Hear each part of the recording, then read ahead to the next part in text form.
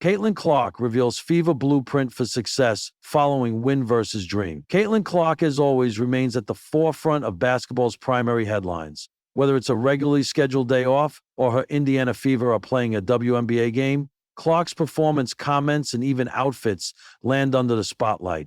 Friday night, the Fever hosted the Atlantic Dream, looking to get back in the win column after dropping back-to-back games. Clark and the Fever did just that, taking down the Dream 99-82 in a high-scoring affair.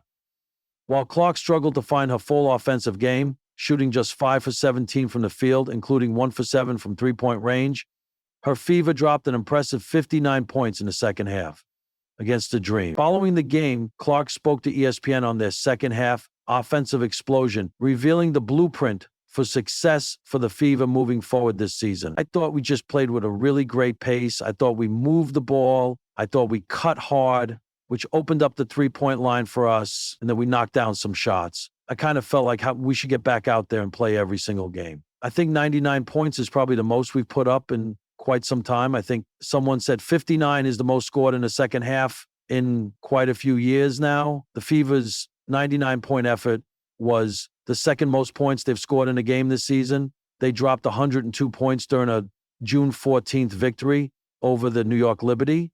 And the Fever's 59 second-half points on Friday are the most points in any half this season. And according to ESPN's at Alexander Filippo on X, the Fever tied their most points in any half in the last 7 seasons.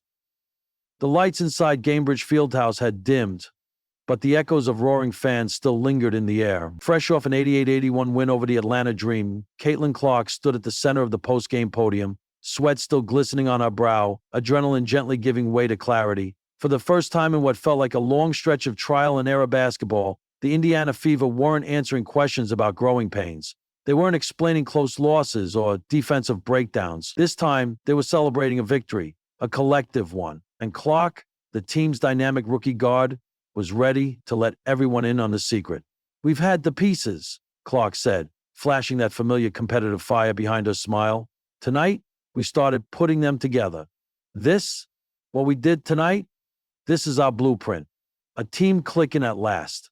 From the opening tip, there was something different about the Fever. The ball didn't stick. The spacing was cleaner. The defensive rotations were tighter. Indiana looked like a team with a plan. And even more importantly, a team committed to executing it.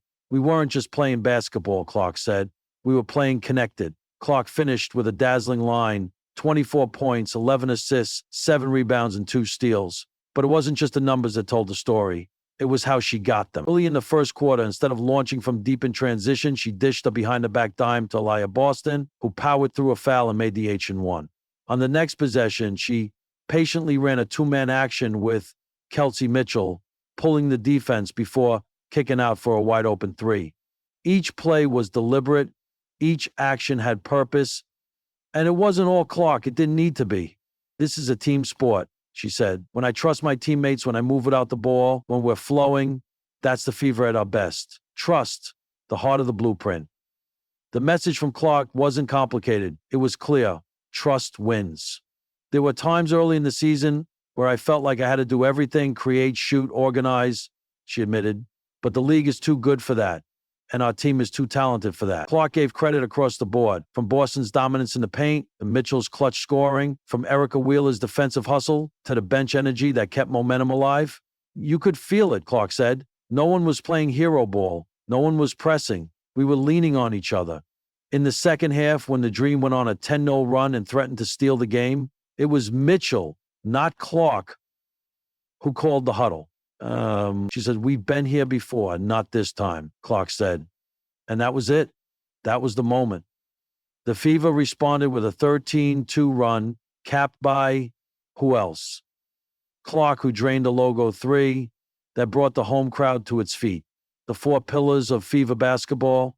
When asked what exactly made up the blueprint, Clark laid it out with ease, like a coach drawing up a play. 4 things, she said, holding up her fingers. Defense, spacing, ball movement, grit. Defense, it starts there. It always does. We got stops early, which let us play fast. When we don't have to take the ball out of the net every time, we're dangerous. Spacing, Boston draws so much attention. If we space right, corners filled, wings wide, it opens everything. Tonight, It worked beautifully. Ball movement. We had 27 assists. That's not a stat, that's a statement. It means we're trusting the pass. Grit. The dream of physical. They pushed us. We pushed back. We didn't flinch. From noise and notoriety, Clark is no stranger to pressure. Since arriving in the WNBA, every move she's made has been dissected, debated, and dissected again. From her shot selection to her leadership style, from rookie mistakes to highlight reel brilliance, the microscope has never blinked. Huh? But nights like this, nights where her team wins because of her, but not only through her, that's the evolution of a star into a cornerstone. I'm still learning, Clark said. But tonight showed we're learning together. That's the beauty of it. Head coach Christy Sides echoed the sentiment post-game. She's not just scoring. She's setting tempo. She's reading the floor. She's defending. She's buying in. And the team is following. What this win really means, a single win doesn't fix a season. It doesn't guarantee a playoff berth or silence critics for good. But for a young team like Indiana, it's more than just a number in the column. It's validation. It's a proof of concept. And as Clark made her final remarks before heading to the locker room, she left the room with one final promise. Not bold, not cocky, just certain. We're building something real, she said. We've had growing pains, and there will be more. But tonight we saw what it can be. Now the challenge is to do it again, and again, and again. She smiled, a spark in her eye. The kind that doesn't just believe in the blueprint, it lives it.